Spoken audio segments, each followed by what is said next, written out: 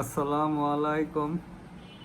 হাসান খালেদ, সভাপতি, বাংলাদেশ তৃণমূল পার্টি, আপনাদের সাথে। দর্শক শ্রোতা, আজকে আপনাদের সাথে কথা বলছি আমাদের প্রধানমন্ত্রী জনাব তারেক রহমান তার প্রথম বিদেশ সফর শুরু করলেন মালয়েশিয়া। আসলে মালয়েশিয়া প্রথম সফর না, প্রথম সফরটা হলো চীন, বাই হয়ে গেলেন আর কি মালয়েশিয়া হয়ে। মালয়েশিয়া তো যাওয়াই যায় না, ওখানে আমাদের অনেক লোক থাকে, সেটা যাওয়াই যায়। তারপরে মালয়েশিয়া 1972 সালের জানুয়ারি মাসের দিকে আমাদেরকে স্বাধীন বাংলাদেশ হিসেবে স্বীকৃতি দিয়েছিল।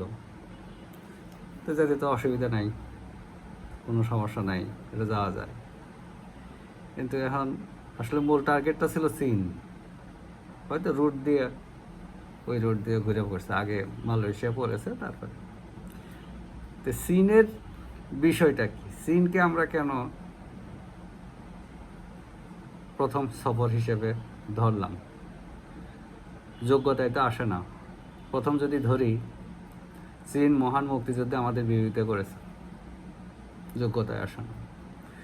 দ্বিতীয়ত, আমরা স্বাধীন হওয়ার পরেও বঙ্গবন্ধু হত্যার শিকার হওয়ার পরে আরও 15 দিন পরে এই দেশটা বাংলাদেশকে স্বীকৃতি দিয়েছে।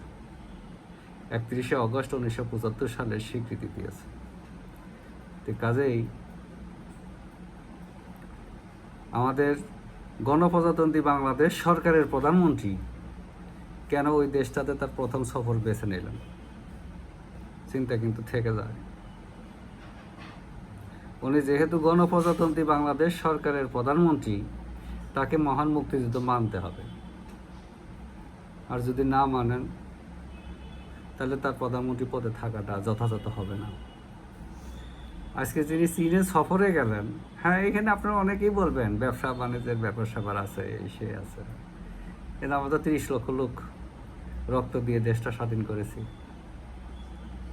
2 লক্ষ আমার মা বোন নির্যাতনের শিকার হয়েছে, লক্ষ লক্ষ মুক্তিযোদ্ধা পুঙ্গত্ব বরণ করেছে। এগুলো কি সম্মান দেখাতে হবে না? হুটহাট করে খালি গেলেই হয় না, নিজের কমিটমেন্ট থাকতে হয়, মহান মুক্তিযুদ্ধের প্রতি কমিটমেন্ট থাকতে হয়। এই কমিটমেন্ট না থাকলে এই দেশের স্বাধীনতা হারাইতে বাধ্য, কোনোদিনই থাকবে না, কোনোদিনই থাকবে না। কাজেই প্রথম সফরটা চীনকে ফিক্স করা ঠিক হয় নাই। হ্যাঁ, চীনের সাথে আমাদের ব্যবসা বাণিজ্য হয়েছে। আওয়ামী লীগ সরকার তথা শেখ হাসিনা চীনের সাথে ব্যবসা নিয়ে একটা রেনেসাই শুরু করে দিয়েছিল, অনেক দূর আগায় গেছিল, অনেক ইনভেস্টমেন্ট আছে, অনেক ঋণ আছে চীনে, অনেক প্রজেক্ট আছে, এখনও প্রজেক্ট চলতেছে, মেগা প্রজেক্টগুলো চীন করেছে, চলতেছে। তারপরেও আমরা একটু পরে যাই। আমাদের এতগুলো মানুষ পাকিস্তান মেরে ফেলছে, সেই পাকিস্তানকে চীন সমর্থন দিছে। আমরা তো 3 থেকে সাবমেরিনও কিনছি, সব তো ভুলেই গেছি, কিন্তু একটু রাগঢাক করে চলি, চীন কারো বন্ধু না, চীন বোঝে ব্যবসা। কোনোদিনই চীন কারো বন্ধু হইতে পারে না এই পৃথিবীতে। আর এখন তো দেখি এই সরকার খালি চীনকে টানে ভারতকে ঠেক দেওয়ার জন্যে। ভারত তো আমাদের মুক্তিযুদ্ধের পার্টনার। ভারতকে বাদ দিয়ে চীন বাংলাদেশকে আদর করবে না।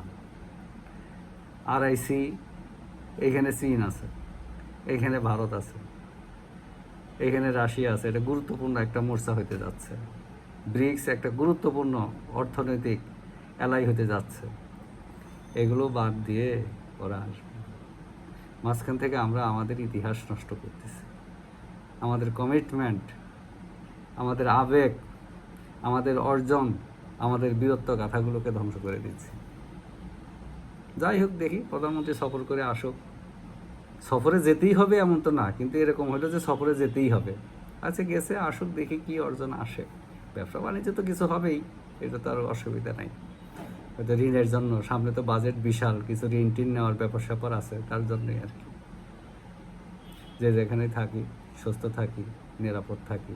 ধন্যবাদ সবাইকে।